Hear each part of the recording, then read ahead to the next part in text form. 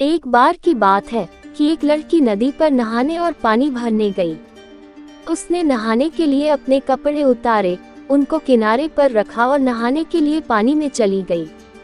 जब वह नहा रही थी तो एक बंदर आया और उसके कपड़े उठाकर भाग गया।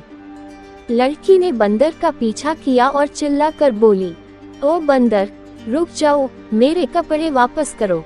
बंदर बोला, अगर तुम मुझसे शादी करोगी तभी मैं तुम्हारे कपड़े वापस करूंगा। लड़की यह सुनकर हैरान रह गई। वह बोली, यह तुम क्या कह रहे हो? मैं तुमसे शादी कैसे कर सकती हूँ? मैं एक लड़की हूँ और तुम एक बंदर। बंदर बोला, ठीक है, मत करो शादी मुझसे, मैं भी तुम्हारे कपड़े नहीं दूंगा। लड़की बेचारी यह सुनकर बहुत ही परेशान हुई, पर वह कुछ कर नहीं सकती थी। आखिर थक हार कर वह उस बंदर से शादी करने को तैयार हो गई।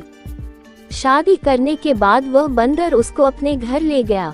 जब बंदर उस लड़की को अपने घर ले जा रहा था तो रास्ते में उस लड़की ने बंदर से पूछा, तुम मुझे खिलाओगे क्या? बंदर बोला, मैं तुम्हारे लिए लोगों के खेत से चावल चुरा कर लाऊंगा, वही तुमको खिलाऊंगा।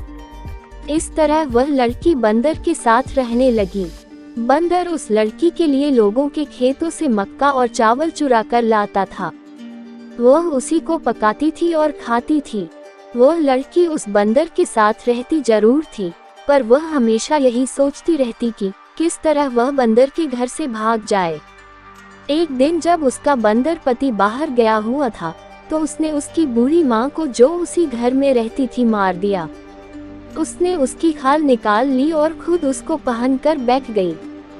जब बंदर घर वापस आया तो उसने माँ को देखकर उससे पूछा, माँ, मेरी पत्नी कहाँ है? उसकी पत्नी, जो उसकी माँ बनी बैठी थी, बोली, बेटा, मुझे क्या मालूम तेरी पत्नी कहाँ है, कहीं भाग गई होगी।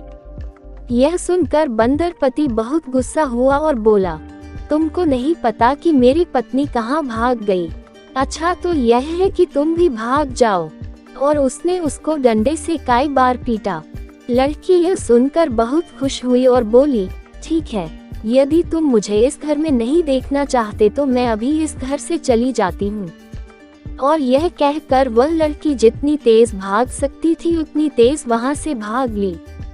भागते भागते वह अपने भाइयों के घर आ पहुँची और सारा हाल उसने अपने भाइयों को बताया। यह सब सुनकर उसके भाई भी बहुत गुस्सा हुए और बहन के बंदर पति को अपनी बंदूक से गोली मारने चल दिए, पर वह बंदर पति उनको कहीं मिला ही नहीं, सो वे उसको बिना मारे ही वापस लौट आए। कुछ दिनों बाद उस लड़की के बच्चा हुआ। अब था तो वह बंदर का बच्चा ही न, इसलिए वह बंदर जैसा ही था। लड़की के भाइयों को अपनी बहन का यह बंदर बच्चा फूटी आंख नहीं भाता था। वे उसको मारना चाहते थे, मगर लड़की का तो वह अपना बच्चा था, इसलिए वह उनको उसे मारने नहीं देती थी। धीरे धीरे वह बंदर बच्चा बड़ा हो गया। एक दिन उसकी माँ ने कहा, मेरे बेटे, अब तू बड़ा हो गया है, अब तुझे जंगल चले जाना चाहिए और अपने पिता के पास ही रहना चाहिए। यह सुनकर वह बंदर बच्चा जंगल चल दिया। वह पहाड़ियों के पास आराम करता था, पेड़ों पर चढ़ता था, पर बोलता नहीं था। जिस दिन वह बंदर बच्चा जंगल की तरफ चला, उसके जाने के कुछ देर बाद ही उसकी माँ ने मशीन से कपास साफ करनी शुरू की। जब उस मशीन की आवाज बंदर बच्चे के कानों में पड़ी तो वह बोला, ओह, मेरी माँ अकेली कपास साफ कर रही है। यह सोचकर वह बहुत दुखी हो गया और तुरंत ही घर की तरफ दौड़ चला।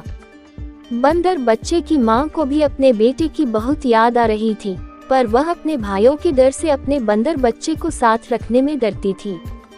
सो जब उसका बेटा घर आया तो वह उसको देखकर तो बहुत खुश हुई, पर फिर जंगल भेजने पर मजबूर हो गई। अगले दिन उसने फिर बंदर बच्चे को जंगल भेज दिया और उस दिन उसने कपास साफ करने वाली मशीन नहीं चलाई। सो बंदर का बच्चा भी जब पेड़ पर चढ़ा तो उसे जिन की आवाज नहीं सुनाई दी और वह फिर हमेशा के लिए जंगल की तरफ चला गया।